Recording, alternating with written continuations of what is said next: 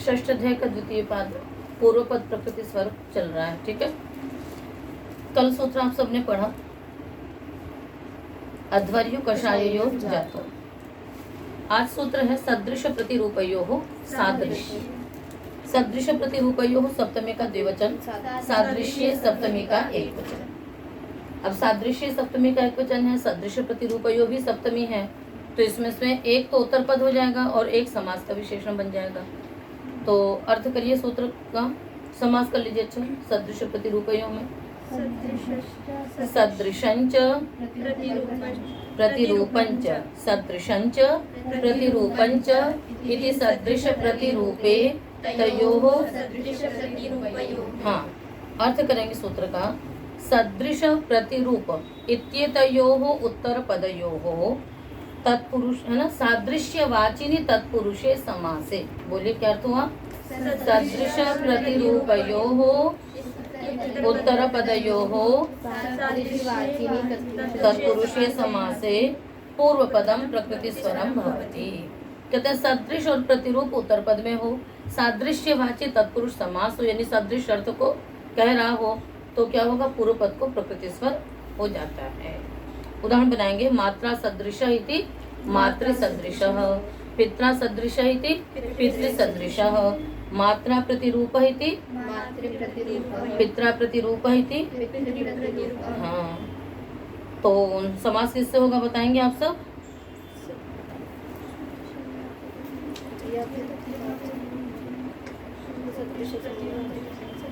पूर्व सदृश समोनार्थ कलह निपुण मिश्र लक्षणैः इत्येतैः समर्थैः सुबन्तैः सह तृतीयान्तं समर्थं सुबन्तं समस्यते तत्पुरुषश्च समासो भवति। तो पिता का सदृश के साथ समास हो गया, तो क्या बन गया? पितृ आगे सदृश। तो ये जो मातृ पितृ शब्द हैं, ये उणादि में अंतोदात्त निपातित है। उणादि में क्या है? ये अंतोदात्त निपातित है। नप्त्री, नेष्ट्री, त्वष्ट्री, क्षत्री, होत्री, प्रशास्त्र। ठीक है ना? तो इससे पहले जो उनादि सूत्र लगे आपको निकाल के देखें पाठ चाहते समय। चलिए ठीक है, तो अंतोदात्त निपातित हैं तो अंतोदात्त ही रहेंगे वो। तो फिर तो पूर्व पद को आपको प्रकृति स्वर करना है, तो त्रि उदात्त रहेगा, शेष अनुदात्त हो जाएगा। उदात्त से उत्तर अनुदात्त को स्वरित, उससे उत्तर एक श्रुति हो जाएगी, तो पितृ सदृशा बन गया। और मातृ प्रतिरूप पितृ प्रतिरूप में समास होगा, तुल्यार्थे रतुलोपमाभ्याम तृतीयान्यतरस्याम। ठीक है, नहीं समास तो उसी से होगा। ठीक है, इसमें जो तृतीया विभक्ति होती है और षष्ठी विभक्ति होती है, या तो मात्रा सदृशा बोलेंगे या मातु सदृशा बोलेंगे, मात्रा प्रतिरूप बोलेंगे, पितु प्रतिरूप बोलेंगे। अर्थ तो दोनों का एक ही है, इस कारण से समास तो उसी से होगा, किंतु जो इसमें तृतीया विभक्ति हो जाती है वो तुल्यार्थी रतुलोपमाभ्याम तृतीयान्यतरस्याम से होगी, ये आपको बताना था। ठीक है, और उसका अंतर्वर्ती विभक्तियों का लुक हो ही जाता है। और सभी सादृश्य उसमें समास जो है उससे होगा। और स्वर सब में क्या रहेगा? त्रि उदात्त स अथवा प्र स्वरित हो जाएगा। फिर चलिए आगे। द्विगौ प्रमाणे, द्विगौ सप्तमी का एक वचन, प्रमाणे सप्तमी का एक वचन, तत्पुरुषी की वृत्ति है, प्रकृत्या और पूर्व पदम की है। अर्थ बनाइए।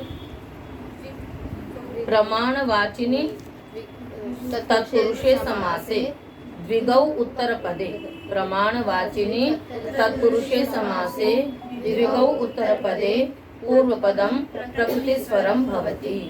कहते हैं कि प्रमाणवाची तत्पुरुष समास हो और द्विगु उत्तर पद में हो। तो इस प्रकार से कई सारे आप लोगों ने देखे होंगे, उत्तर पद के परे रहते भी समास होता है ना, तद्धितार्थोत्तर पद समाहारे से। तो उत्तर पद में द्विगु समास का पद हो और फिर पूर्व पद में है ना वो प्रमाणवाची शब्द हो, तो उससे क्या हो जाता है? प्रकृति स्वर होगा। उदाहरण बनाएंगे हम लोग, जैसे प्राच्य सप्तसमः, प्राच्य सप्तसमः, गांधार सप्तसमः। पहले हम क्या करेंगे? सप्तसमाः प्रमाणम अस्य। पहले क्या करेंगे? सप्तसमाः प्रमाणम अस्य इति सप्तसमाः। यहाँ पर क्या होगा देखो, सप्तसमः प्रमाणम अस्य, ऐसा विग्रह करके यहाँ पर मात्रच प्रत्यय हो जाएगा प्रमाणे द्वैसच दधने मात्रच से। फिर उस मात्रच प्रत्यय का क्या हो जाएगा, प्रमाणे लोद विगोर नित्यम से नित्य उसका लुक हो जाएगा मात्रच प्रत्यय का। तो प्रमाण अर्थ में प्रत्यय आया और सप्तसमः प्रमाणम अस्य, ऐसा तद्धितोत्पत्ति विषय में हमने पहले तद्धितार्थोत्तर पद समाहारे च से हमने समास किया। ठीक है, समास करने के पश्चात मात्रच का हमने क्या कर दिया, लुक कर दिया। उसके लुक करने से पहले संख्या पूर्व द्विगु सूत्र लगा। वो क्या कहता है, तद्धितार्थोत्तर पद समाहारे संख्या पूर्व समासः द्विगु संज्ञको भवति। उस सूत्र से समास होने पर जो संख्या पूर्व वाला समास है उसकी द्विगु संज्ञा होती है। तो सप्त समाह 7 वर्ष प्रमाण है जिसके, तो सप्त संख्यावाची है तो इसकी क्या होगी, द्विगु संज्ञा हुई। जब द्विगु संज्ञा होगी तो प्रमाणे लो विगोर नित्यम, उससे क्या हो जाएगा कि प्रमाण अर्थ में उत्पन्न जो प्रत्यय उसका नित्य ही लुक होता है। तो मात्रच का क्या हो गया, लुक हो गया। क्या रह गया, सप्त सम रह गया। ठीक है, बहुवचन है तो सप्त समाह हो गया। अब हम करेंगे प्राच्याश्च ते सप्त समाश्च, प्राच्याश्च ते सप्त समाश्च अथवा प्राच्यश्चासौ सप्त समश्च, दोनों तरह से विग्रह कर सकते हैं। प्राच्य बन जाएगा ना, प्राच्य भव प्राच्य। ठीक है, तो प्राच्यश्चासौ सप्त समश्च इति प्राच्य सप्त समः। ठीक है, अब घटाइए, देखिए सूत्र को घटाइए। अब सूत्र ने क्या कहा कि प्रमाणवाची तत्पुरुष समास हो, तो प्रमाणवाची समास है यहाँ पर। और द्विगु उत्तर पद में हो तो सप्तसम ये द्विगु है, द्विगु उत्तर पद में है। पूर्व पद में क्या है, प्राच्य है, तो प्राच्य को क्या हो जाएगा, प्रकृति स्वर हो जाएगा। ठीक है, तो इस प्रकार से ये बन जाता है। तो प्राच्य में क्या होगा,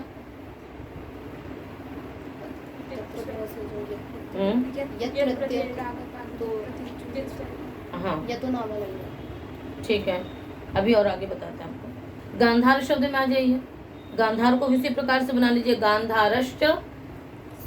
गांधारश्चासौ सप्त समश्च इति गांधार सप्त समः। ठीक है, तो जो गांधार शब्द है वो कर्दमादि नाम च फिर सूत्र से आद्युदात्य भी है और पक्ष में चकार से मध्योदात्य भी है।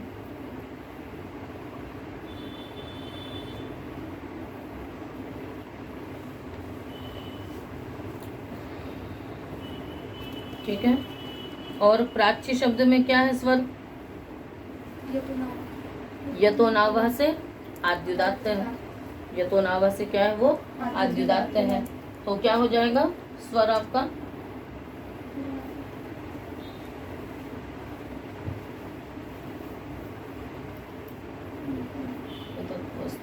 आर्द्रम जातम सर्वम। ठीक है, कोई नहीं।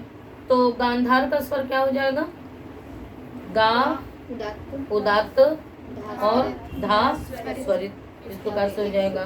और एक बार धा उदात्त गा अनुदात्त र स्वरित हो जाएगा कर्दमादि नाम च से। और प्राच्य का स्वर क्या रहेगा, जो प्राग पागुदक प्रतीचो यत से यत प्रत्ययांत है और द्व्यच भी है तो यतो नावह से यह आद्युदात्त रहेगा। तो प्रा उदात्त या स्वरित। आगे समझ में सबको स्वर। आगे बढ़ते हैं हम लोग। गंतव्य पर्ण्यम वाणिज्य, गंतव्य पर्ण्यम प्रथमा का एक वचन, वाणिज्य सप्तमी का एक वचन। गंतव्यंच पर्ण्यंच इति, हाँ, गंतुम योग्यम गंतव्यम, पणितुम योग्यम पर्ण्यम। अर्थ करेंगे, वाणिज्य शब्दे उत्तर पदे, वाणिज्य शब्दे उत्तर पदे तत्पुरुषे समासे गंतव्यवाची पर्ण्यवाची पूर्व पदम प्रकृति स्वरम भवति। वाणिज्य शब्द उत्तर पद में हो, तत्पुरुष समास हो तो गंतव्यवाची और पर्ण्यवाची जो पूर्व पद में होंगे वो प्रकृति स्वर होंगे। जैसे मद्र वाणिज्य,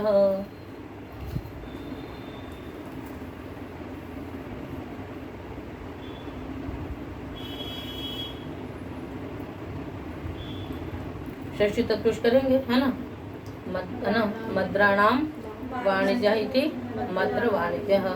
मतलब ये वाणिज्य मतलब जो वणिक, ठीक है, मतलब ये वणिक के कार्य करने वाले जो हो गए, और वो हाँ व्यापारी। और उसके बाद मद्र देश के, तो मद्र गंतव्यवाची है, जहाँ जाना है वही तो गंतव्य होगा, तो मद्र वाणिज्य। इसी प्रकार से काश्मीर वाणिज्य, गांधार वाणिज्य। तो यहाँ पर वणिक एवं वाणिज्य प्रज्ञादित्वा अण प्रत्यय हुआ इसमें ना, स्वार्थ में। तो जो वणिक का अर्थ है वही वाणिज्य का अर्थ है।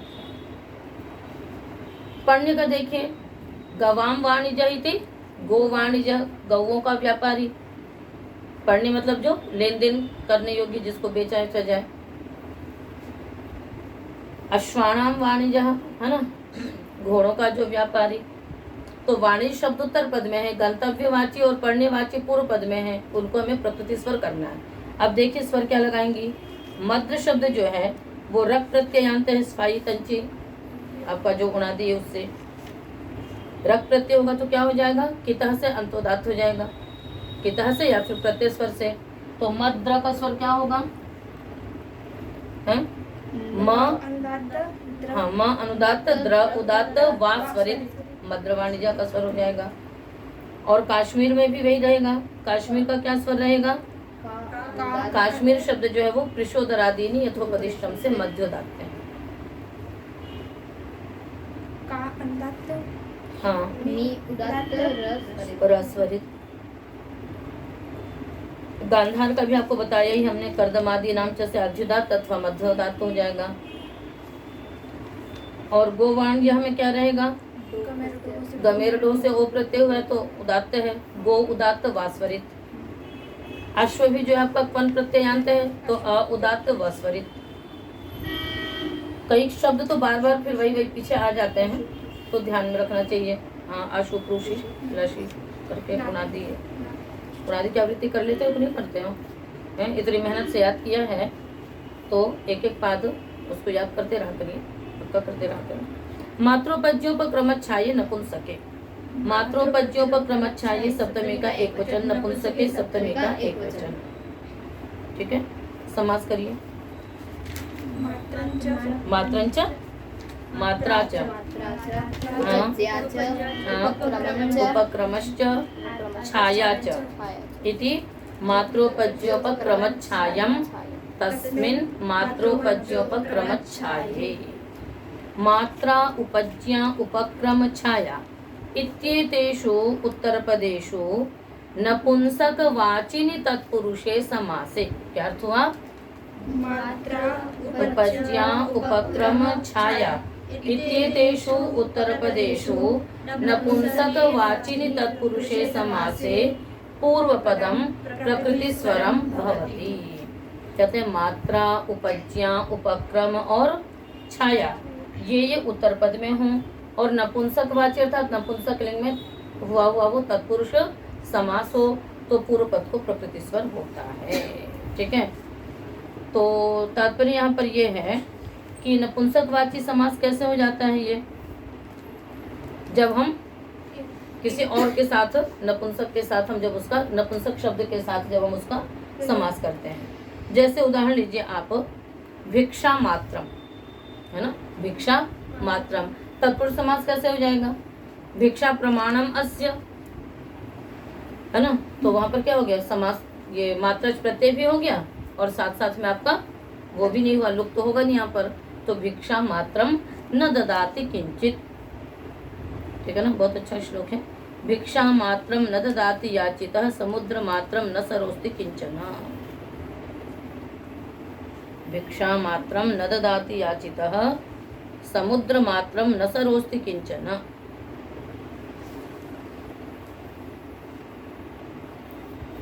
याचिता का अर्थ क्या हो गया, मतलब जिससे मांगा जाता है वो भिक्षा मात्र भी नहीं देता।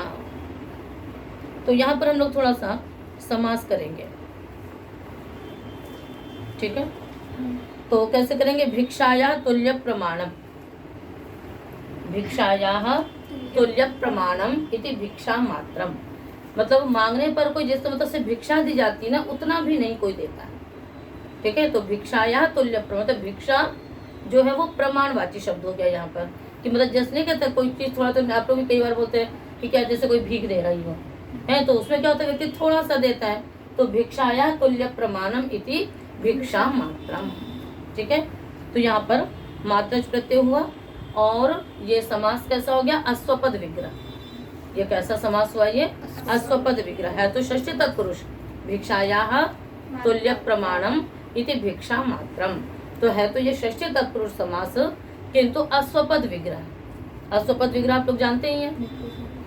हाँ, तो भिक्षा शब्द यहाँ पर क्या हो गया, पूर्व पद हो गया, तो इसमें क्या स्वर लगेगा, इसमें अप्रत्यय हुआ है, किससे, गुरोश्चाला। क्या धातु है भिक्षा में, हाँ, भिक्षा भिक्षायाम लाभे अलाभे च, ठीक है ना। तो गुरोश्चाला से यहाँ पर अप्रत्यय हुआ है, तो वो प्रत्यय स्वर से उदात्त होगा, तो भी अनुदात्तक्षा उदात्त, यही होगा ना स्वर। क्या स्वर होगा,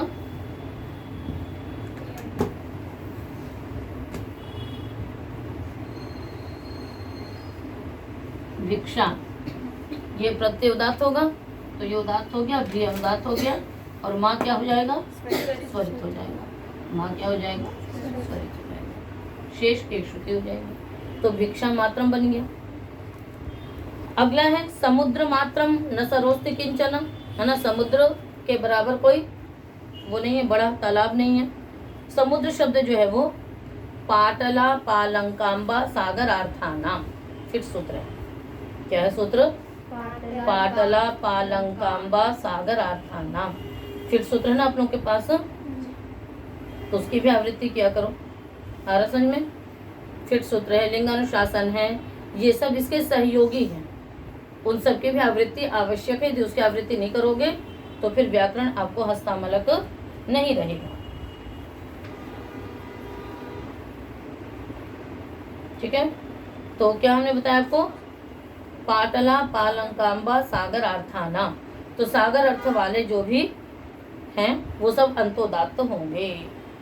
ठीक है, तो समुद्र का अर्थ भी सागर ही होता है, इसलिए अंतोदात्त हो गया, तो उसका स्वर भी क्या हो जाएगा, समू अनुदात्त द्र उदात्त माँ स्वरित, समुद्र मात्रम।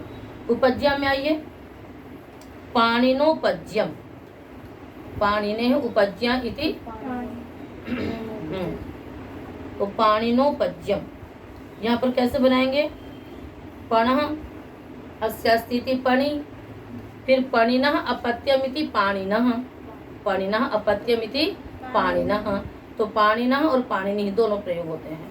हम यहाँ पर क्या करेंगे, पाणिनः, ठीक है, अब फिर पाणिनः से क्या करेंगे, अण प्रत्यय करेंगे, पाणिनः अपत्यमिति पाणिनः, ठीक है, तो यहाँ पर क्या हो गया, तस्य अपत्यम से अण प्रत्यय हुआ है, और फिर पाणिनस्य उपज्या इति पाणिनोपज्यम, यहाँ पर हम पाणिन शब्द रख करके कार्य करेंगे। तो पाणिन में क्या स्वर हो जाएगा बताओ, अण प्रत्यय हुआ है तो अ उदात्त रहेगा, तो पाणि अनुदात्त न उदात्त, और फिर हाँ पाणिनो, फिर उदात्त और अनुदात्त का एक आदेश उदात्त ही हो जाएगा, एक आदेश उदात्त अनुदात्त से, तो पाणि अनुदात्त नो उदात्त ज्या नहीं प स्वरित, अन्य को एक श्रुति हो जाएगी, तो पाणिनोपज्यम। इसी प्रकार से देखिए व्याज्युपज्यम, उपज्यांत समास होना चाहिए ना, तो इन सब में नपुंसक लिंग किससे हो रहा है, उधर सूत्र था उपज्योपक्रम तदाद्य शिक्षासायम। चलिए, तो व्याज्युपज्यम, यहाँ पर भी क्या करेंगे, व्यडस्यापत्यम इति व्याधि, यहाँ पर हमने अतः से ई प्रत्यय किया, पूर्व पद में प्रकृति स्वर लगाना ना, तो उसके सिद्धि को तो आपको जानना ही पड़ेगा, तो ये नित स्वर से आद्युदात हो जाएगा, तो व्याधि का क्या स्वर होगा बोलो, व्या उदात्त यू स्वरित, विशेष अनुदात होंगे, और उसका फिर उसको हाँ, तो व्याज्युपज्यम हो गया। फिर उसके बाद ऐसे आपिशली उपज्यम, आपिशल्युपज्यम बनेगा, इसमें भी वही स्वर होगा, ये भी ई प्रत्यांत है, तो आ उदात्त रहेगा, पी स्वरित होगा, शेष एक श्रुति हो जाएगी। उपक्रम शब्द भी इसमें मात्रोपज्योपक्रमच्छाये, उपक्रम में देखिए नंदोपक्रमाणि मानानि, तो नंदोपक्रमम आढ्योपक्रमम, आढ्य शब्द कैसे बनाएंगे, आंग पूर्वक ध्यय चिंतायाम धातु का प्रत्यय। देखो धन को आढ़्य बोलते हैं ना, धनवान को, वो हर समय उसी में चिंतित रहता है। असमंता, तो मनुष्य सबसे ज्यादा चिंतित धन से संबंध में रहता है ना, सामान्य रूप से जो है। फिर जब उसको अध्यात्म का रस जब उसको लग जाएगा तब उसकी ओर जाएगा, वो एक अलग बात है, पर सामान्य रूप से मनुष्य धन की चिंता में लगा रहता है। अस्तु, तो अब इसका स्वर क्या हो गया, देखो आध्या, आगे का वही क्या लगा देंगे, घयर्थे का विधानम, घयर्थे का विधानम। क प्रत्यय के लिए दो सूत्र हैं, दो वार्तिकें हैं, घयर्थे का विधानम और क प्रकरण है मूल विभुजादि नाम उपसंख्या।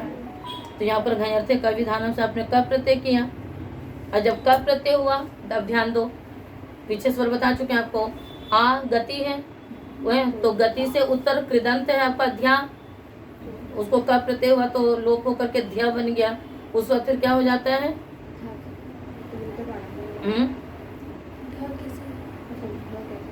हाँ निपातन से, किससे होता है, निपातन से होता है।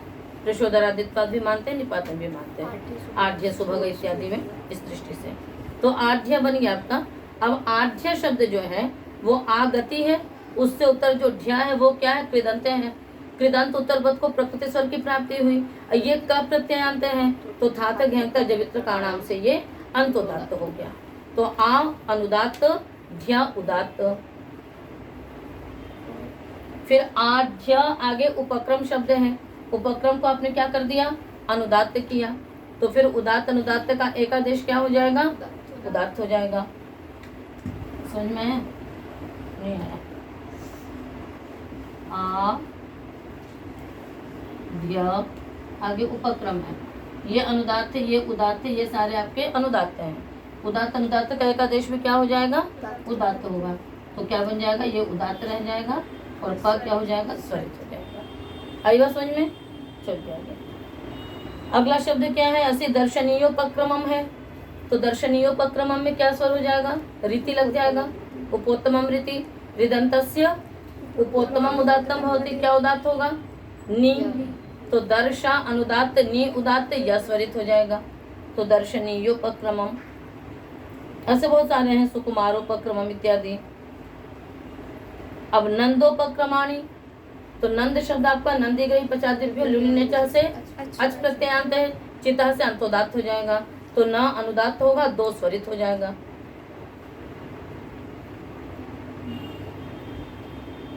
नहीं, दो उदात्त रहेगा, न अनुदात्त, दो उदात्त, प स्वरित होगा। आगे चलिए, छाया, ईशूणाम छाया इति, ईशुच्छायम, छाया बाहुल्य, उससे नपुंसकलिंग होता है। अब ईशु शब्द जो है वो आपका क्या है, ईशे किच्च से उ प्रत्ययांत है, उसमें नित्य निवृत्ति आती है, तो ईशु शब्द नित माना गया है, नित होने से अद्विदात हो जाएगा, तो ई उदात्त शु स्वरित। धनुच्छायम भी है ना, धनुष्छायम, तो धनु शब्द जो है वो नपुंसक लिंग है, धनु धनुषी धनुषी, तो एक फिर सूत्र नव विषयस्यानि संतस्य, क्या है, नव विषयस्यानि संतस्य, तो उससे क्या हो जाएगा, ये आद्युदात्त है। इन सब में नपुंसक लिंग आपका वही उपज्योपक्रमम, छाया, बाल इत्यादि सूत्रों से नपुंसक लिंग हुआ, इसलिए नपुंसक वाची तत्पुरुष समास हो गए और पूर्व पद को प्रकृति स्वर हो गया। चले आगे, तो मात्रोपज्योपक्रम छाये नपुंसके, सुख प्रिय योर हिते, सुख प्रिय यो हो सप्तमी का द्विवचन, हिते सप्तमी का एक वचन, समास करिए। हाँ, सुखंच प्रियंच इति सुख प्रिये तयोः प्रिययोः।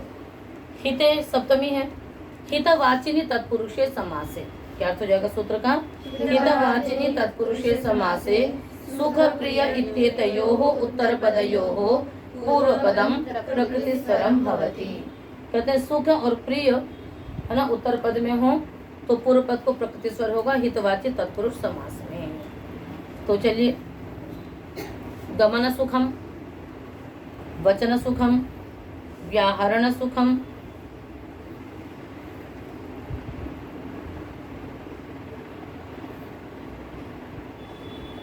तो गमनम सुखम है ना, तत्कर्मधारय समास है सब में, गमनं च तत् सुखं चिति गमन सुखम। अब ये जो जाना सुखकारी, तो जो चीज सुखकारी होगी वो हितकारी भी आपकी, तो इस रूप में ये हितवाची समास है। मतलब किसी ऐसे सूत्र से समास नहीं हो रहा है जो हित अर्थ में करता हो, किंतु जाना बोलना है जब सुख और प्रिय ये उत्तर पद में है तो ये हितवाची तत्पुरुष समास माने गए, बस इस रूप में ये है केवल। तो गमन सुखम में क्या समास वो स्वर होगा बताओ? हालिति प्रत्यात पूर्वम उदात्तम, क्या उदात्त होगा? ग, क्या उदात्त होगा? ग। माँ का तो प्रत्यय ही है, वचन में भी व उदात्त होगा तो माँ और च स्वरित हो जाएंगे। व्याहरण में क्या होगा? व्या अनुदात्त ह उदात्त र स्वरित। गमन प्रियम वचन प्रियम व्याहरण प्रियम, इसमें भी वही समास वही स्वर हो जाएगा। तो सब जगह कर्मधारय समास किया आपने, और सुख और प्रिय कर है इसलिए वो हितवाची तत्पुरुष समास हो गए, तो पूर्व पद को प्रकृति स्वर हो गया। प्रीत उच्च, हाँ चलो, सुख प्रिय जो की वृत्ति आ रही है 16 तक जाएगी। कहाँ तक जाएगी? 16 तक, ठीक है। प्रीतौ गम्यमानायाम सुख प्रिय इत्येतयोः उत्तरपदयोः तत्पुरुषे समासे पूर्वपदम प्रकृति स्वरम भवति, ठीक है ना। कि प्रीति गम्यमान हो और सुख और प्रिय उत्तर पद में हो तो क्या होता है? पूर्व पद को प्रकृति स्वर हो जाएगा। उदाहरण है ब्राह्मण सुखम पायसम,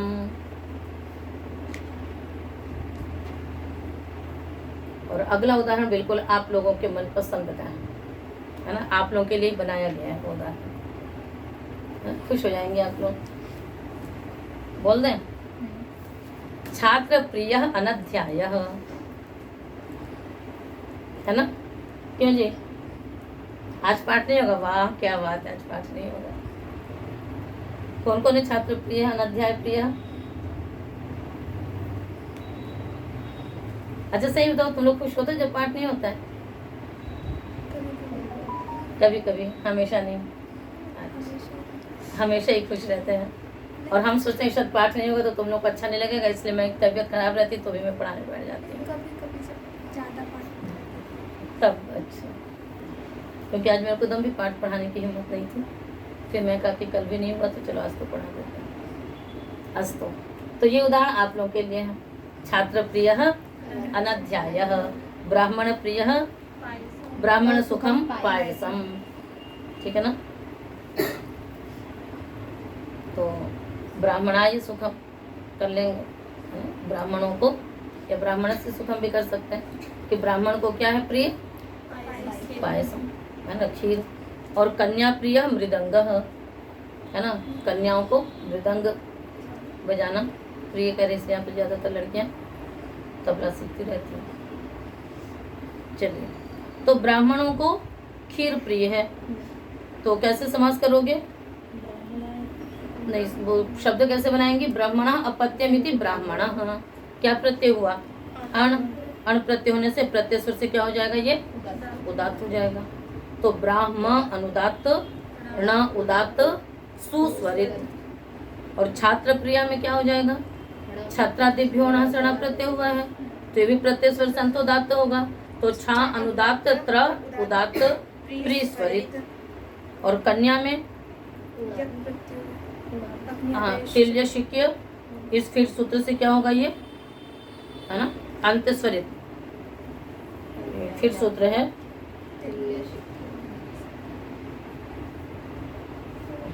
क्या है पूरा?